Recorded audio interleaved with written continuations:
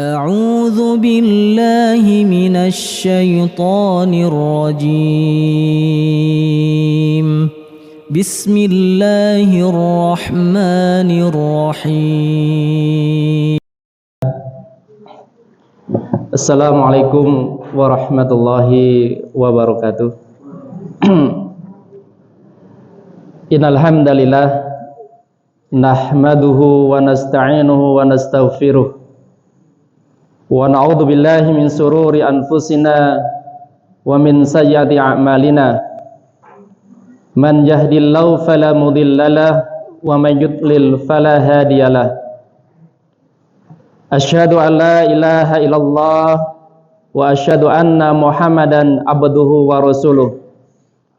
Qala Allah ta'ala fil Qur'anil Karim, ya ayyuhalladzina amanu taqullaha haqqa tuqatih wa la tamutunna illa wa antum muslimun.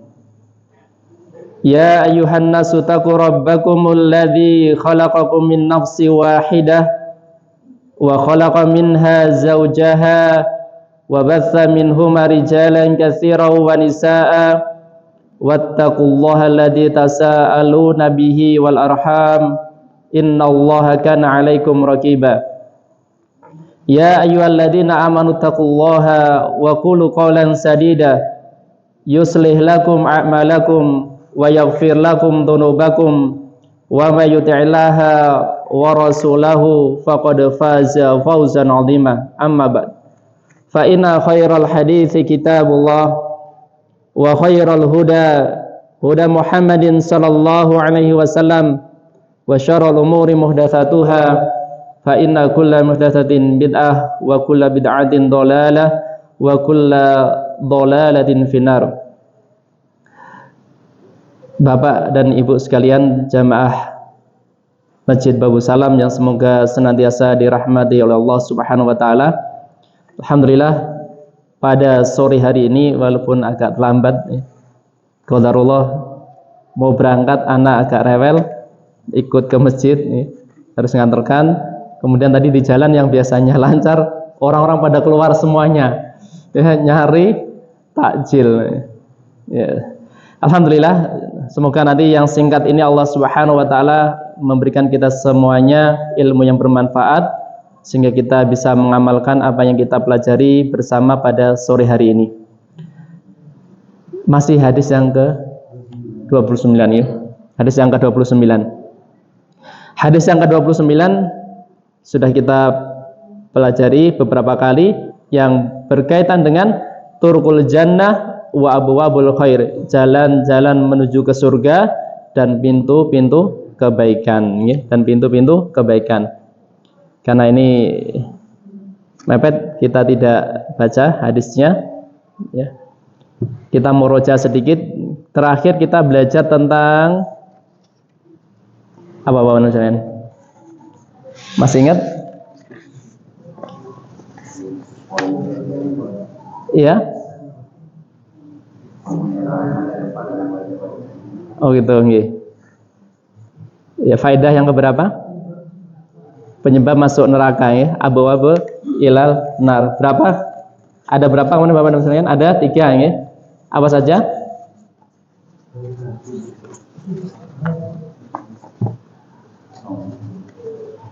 Ada apa saja? Iya, kemudian ya, kalau kita buat diagram, yang pertama diagram tentang pokok-pokok kemaksiatan. Pokok kemaksiatan ada 3 hal yang menyebabkan orang itu terjerumus di dalam kemaksiatan. Yang pertama adalah ya, bergantung kepada selain Allah Subhanahu wa taala, at-taluq al-qalbi bi ghairillah. Kemudian yang kedua ya, wa ta'atul quwwah al-ghadabiyah, yaitu kekuatan kemarahan yang diikutinya. Yang ketiga yang mengikuti kekuatan syahwat. Itu adalah pokok-pokok orang jatuh di dalam kemaksiatan, tidak tidak hanya menggantungkan masalah pada Allah Subhanahu wa taala, suka marah dan melampiaskan syahwatnya. Ya. Apalagi di bulan Ramadan.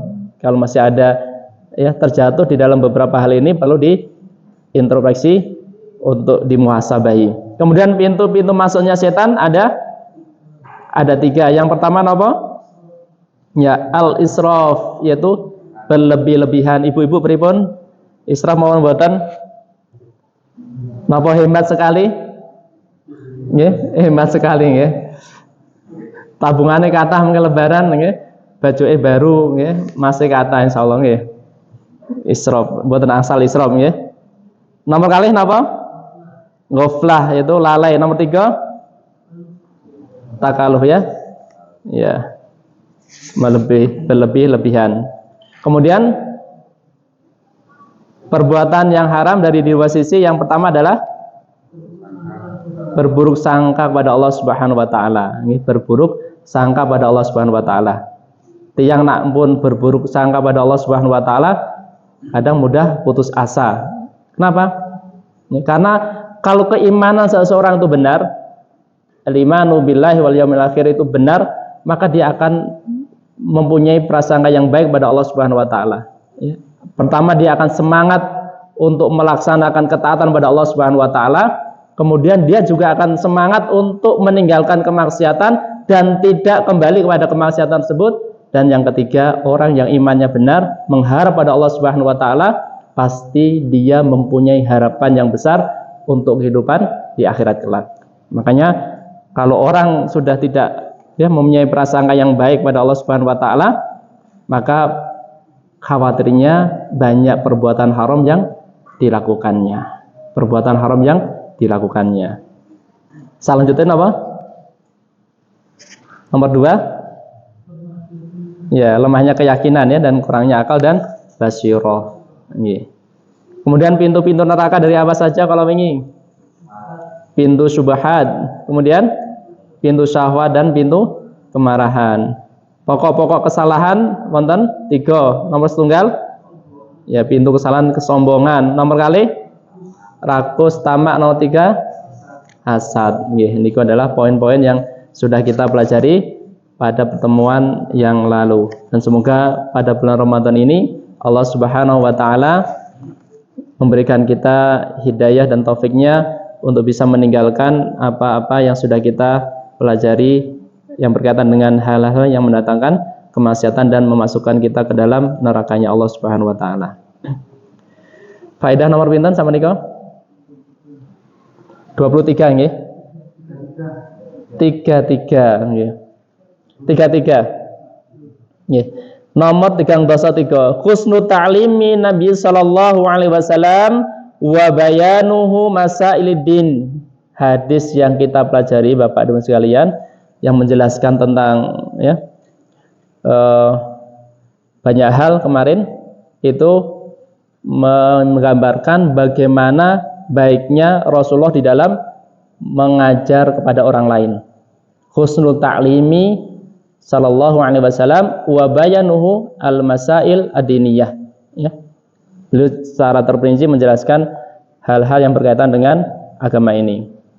Wa dzalika yadhharu fil hadisi min wujuh, dan itu terlihat di dalam hadis dari berbagai sisi. Yang pertama, taqdimuhu su'ali Mu'ad li adhamati mas'uli anhu. Kemudian hadis ini menjelaskan bagaimana Mu'ad itu diagungkan dengan pertanyaannya. Pengagungan pertanyaan dari sahabat Mu'ad karena kandungan soal yang ditanyakan oleh Mu'ad kepada Rasulullah Sallallahu Alaihi Wasallam.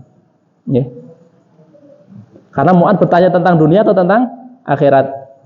Tentang akhirat. Tentang akhirat. Maka ini menunjukkan bahwa ada pengagungan tersendiri bagi orang yang mempunyai ghirah dengan akhiratnya. Maka ta'dimuhu li su'alil Mu'ad li adhamati mas'uli anhu. Pengagungan terhadap soal yang disampaikan Mu'ad kepada baginda Rasulullah sallallahu alaihi wasallam.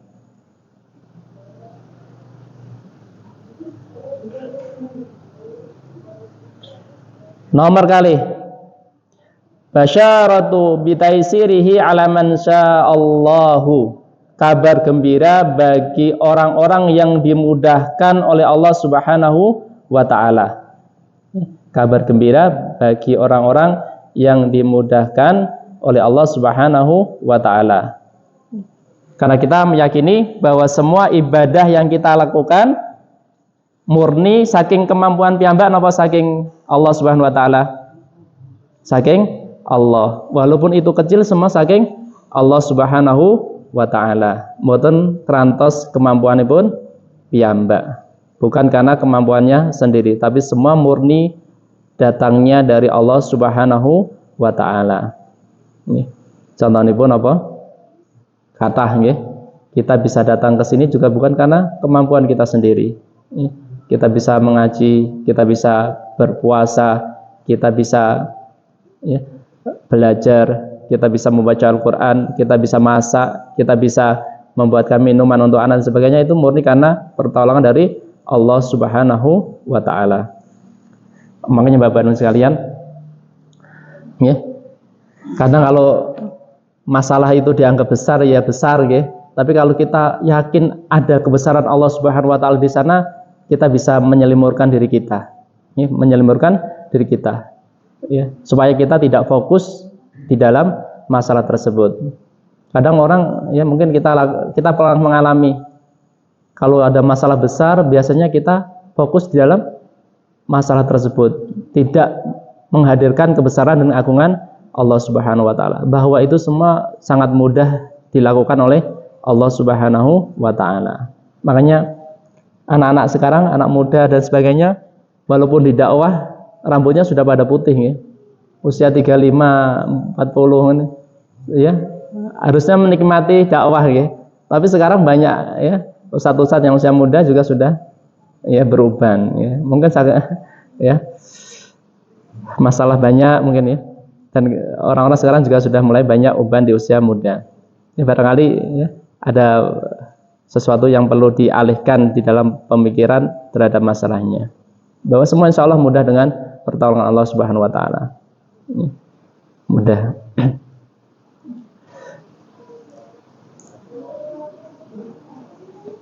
Kemudian yang selanjutnya, dzikrul asbabi dukhulil jannati minal faraidi wan nawafili.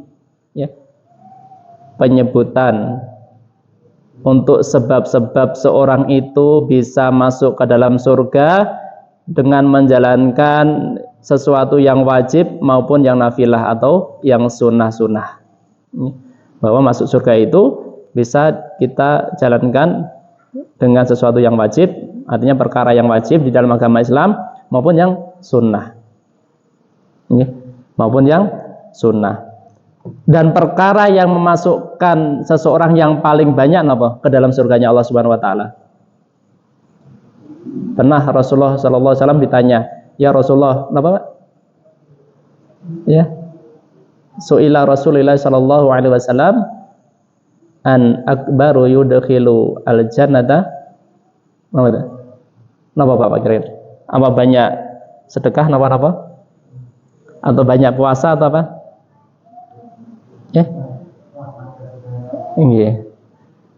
Ternyata yang memasukkan ke dalam surga salah satu takwa kepada Allah Subhanahu wa taala, takwa Allah dan husnul khuluq. Itu banyak yang akan memasukkan orang ke dalam surganya Allah Subhanahu wa taala. Takwa kepada Allah Subhanahu wa taala dan berakhlak yang baik. Takwa Allah wa husnul khuluq. Definisi takwa sampun hafal nggih? Takwa adalah yang paling mudah melaksanakan perintah Allah dan menjauhi atau meninggalkan larangan Allah Subhanahu wa taala. Kalau yang komplit, anta'mala bi ta'atillah ala nuri minallah tarju sawaballah.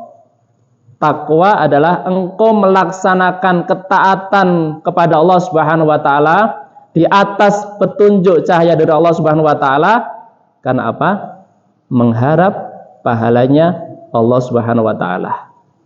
Wa antatsruka ma'siyatallahi ala nuri minallah takhafu iqaballahi. Demikian engkau meninggalkan maksiat karena Allah Subhanahu wa taala di atas cahayanya Allah karena engkau takut terhadap adabnya Allah Subhanahu wa taala. Makanya Bapak Ibu sekalian, lidukhulil adalah takwa yang paling memudahkan orang masuk surga. Ya, takwa dan husnul khuluq. Ya, takwa dan husnul. Adapun yang banyak memasukkan orang ke dalam nerakanya Allah, napa kinten-kinten? Kinten-kinten napa, Pak? Sing banyak memasukkan orang ke nerakanya Allah Subhanahu wa taala. Apa? Napa? Ya, syahwat dan fam, lisan dan kemaluan. Ya, lisan dan kemaluan itu yang paling banyak memasukkan orang ke dalam nerakanya Allah Subhanahu wa taala. Lisan baik itu perkataan maupun perbuatannya.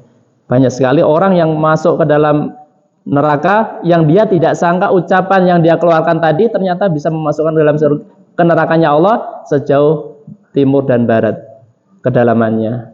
Kenapa? Karena ucapan yang dia sampaikan yang tidak sengaja tadi.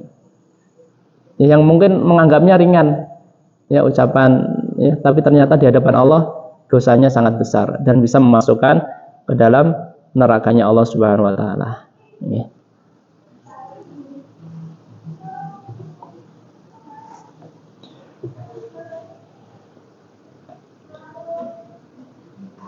Faedah selanjutnya dzikru maratibil a'mal.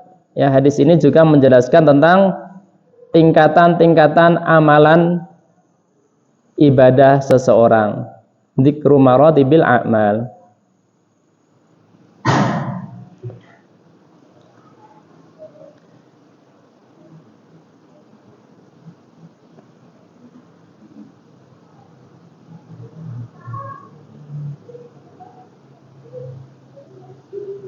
Kemudian tasbihuhu al-ma'kul bil mahsusi fi qawlihi was sadaqatu tudfi'ul khati'ah. Sedekah itu memadamkan ya, menghapuskan kesalahan. Maksudnya Rasulullah itu menggambarkan sesuatu yang masuk angan-angan itu digambarkan dengan sesuatu yang jelas. Tasbihuhu al-ma'kul bil mahsusi fi qawlihi was-shadaqatu tudfi'ul khati'ah kama ya tudfi'ul ma'u annar ya. Sedekah itu menghapuskan kesalahan sebagaimana air memadamkan api. Ya, sebagaimana air memadamkan api. Artinya Rasulullah menjelaskan sesuatu yang masuk akal itu dengan sesuatu yang terlihat jelas ya. Yang bisa kita rasakan al-mahsus. Biasanya kalau jenengan ngajari anak jengkel ini kan mendingan dibawakan sekalian ya. Kalau matematika ini bujur sangkar apa itu kan kadang masih ngawang-ngawang. Kalau langsung dikasih bendanya kan lebih mudah. Dan itu thariqah yang dijalankan oleh Rasulullah SAW di dalam pengajaran. Makanya kalau sekolah kok di dalam kelas saja ngajarnya cuma ngomong saja, nggak ada alat peraganya, kurang efektif kan ya. Mendingan langsung diajak keluar, langsung ditunjukkan bendanya, itu lebih efektif. Dan itu yang dipakai oleh Rasulullah SAW. Ya, dia menyerupakan sesuatu dengan yang mudah dinalar oleh seseorang.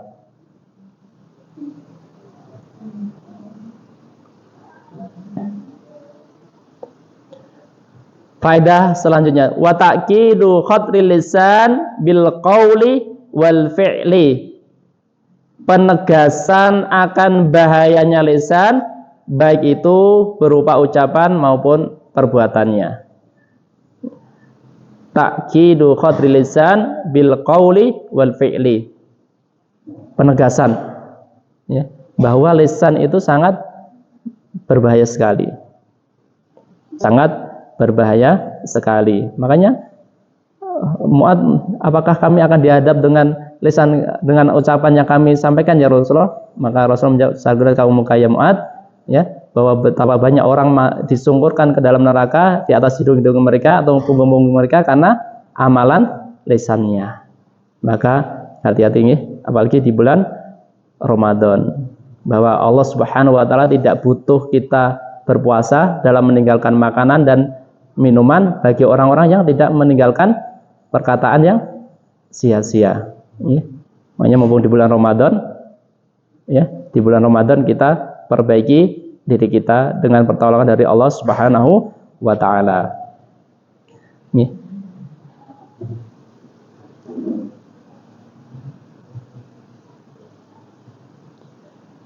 Faedah ini mau poin-poin ya, husnul ta'limi, artinya penjelasan bab A sampai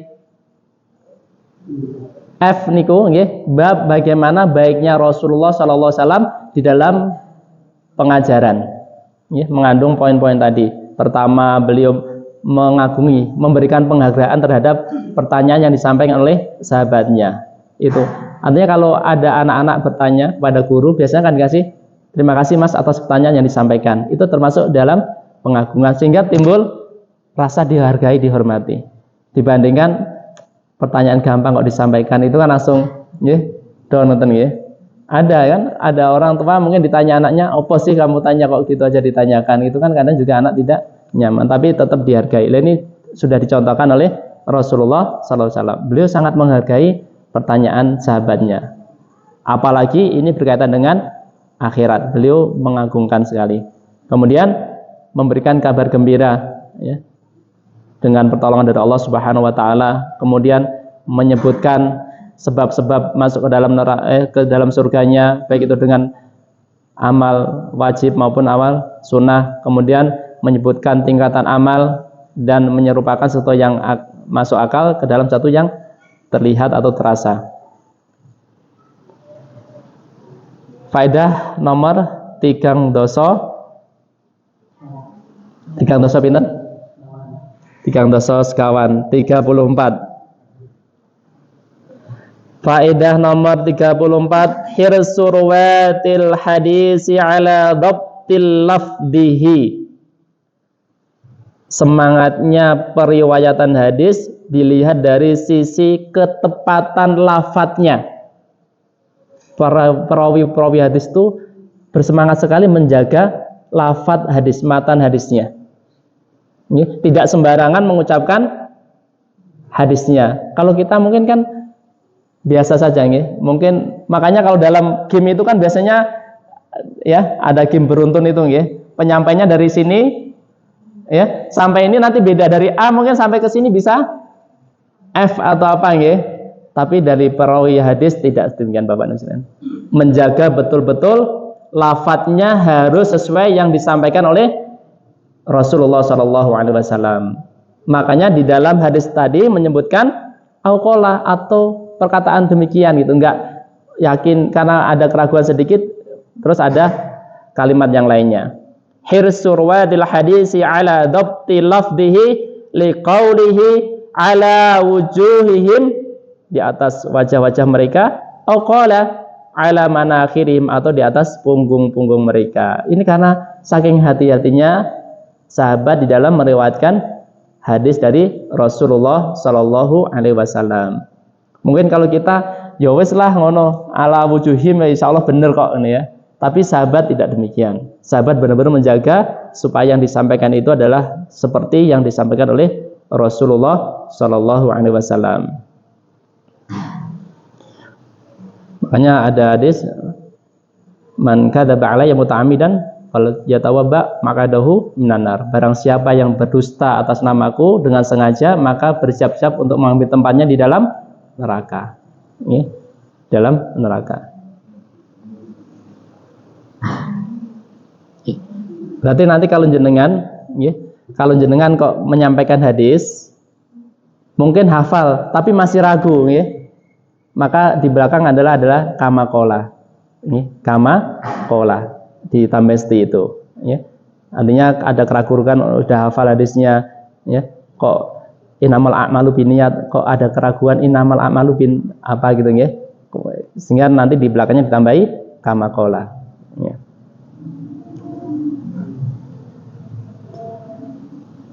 Faedah nomor 35, dzikru arkanil islami al-khamsah penyebutan rukun-rukun Islam yang 5. Fi qaulihi, di dalam sabdanya, ta'budallaha la tusyrik bihi syai'an. Engkau menyembah Allah Subhanahu wa taala dan jangan engkau menyekutukan Allah itu dengan sesuatu apapun. Berarti di dalam hadis tadi menjelaskan ada rukun Islam yang 5. Tapi tidak ada ya, anta syahada la ilaha illallah wa anna Muhammad Rasulullah, tidak ada. Ya, anta budallaha ya la tusyriku bihi syai'an. Kenapa kok nanti ya pernyataan kepada Rasulullah tidak ada? Nanti ada alasannya. Ta'budallaha la tusyrik bihi syai'an wa tuqimas shalah, dan engkau menegakkan salat, wa tu'tiz zakah, dan engkau membayar zakat, wa tasuma ramadan, dan engkau berpuasa di bulan Ramadan, wa tahujjal baita, dan engkau berhaji ke Baitullah. Walam yudkar risalatu, dan tidak disebutkan risalah kenabian ya, wa anna Muhammadar Rasulullah, li'anna ibadatallahi tadhamanna arisalah, karena beribadah kepada Allah itu sudah mengandung kenabian. Ya, sudah mengandung kenabian. Kenapa? Karena kita tidak bisa beribadah kepada Allah Subhanahu wa taala tanpa ada petunjuk dari Rasulullah sallallahu alaihi wasallam. Sehingga di dalam hadis ini tidak disebutkan wa anna Muhammadar Rasulullah karena sudah mengandung risalah kenabian tadi. Li'ana ibadatallahi tadhamanna risalah idza lam yumkinu an ya'budal insan rabbahu illa bima syara'a nabiyuhu. Sehingga tidak akan mungkin seseorang itu bisa menyembah, beribadah kepada Allah Subhanahu wa taala dengan benar kecuali atas petunjuk dari Nabi Muhammad sallallahu alaihi wasallam, ya. Berarti kalau ini ya, poin buat kita semuanya bahwa tidak ada ajaran yang bisa mengantarkan kita ke Allah Subhanahu wa taala yang paling baik, paling cepat, paling benar kecuali di atas petunjuknya ya Allah dan Rasulullah SAW. Maka tadi ta'mala bi taatillah ala nuri minallah, di atas petunjuknya Allah Subhanahu wa taala, ya. Karena terkadang kita sangat beribadahnya rajin, tapi bukan di atas petunjuk Nabi kita, bukan di atas petunjuk Allah Subhanahu wa taala. Maka dikhawatirkan itu ya menjerumuskan kita ke dalam nerakanya Allah Subhanahu wa taala. Sampun rampung? Ya, la yumkinu an ya'budal insan rabbahu ila bima syara'a nabiyuhu, ya. Berarti poinnya terakhir bahwa semua ibadah yang kita kerjakan harus di atas petunjuk Allah dan Rasulullah sallallahu alaihi wasallam, ya. Sedikit ya tapi mentes itu lebih baik ketimbang banyak riman bogang, ya.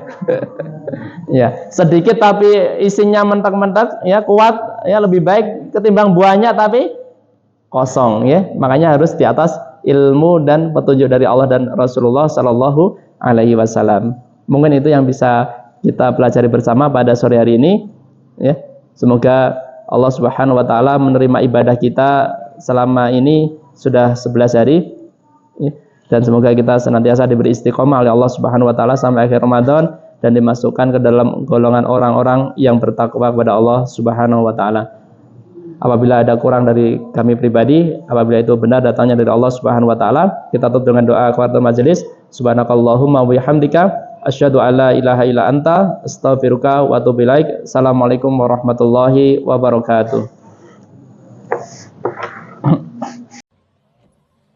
La in syakartum la azidannakum wa la in kafartum inna 'adzabi lasyadid.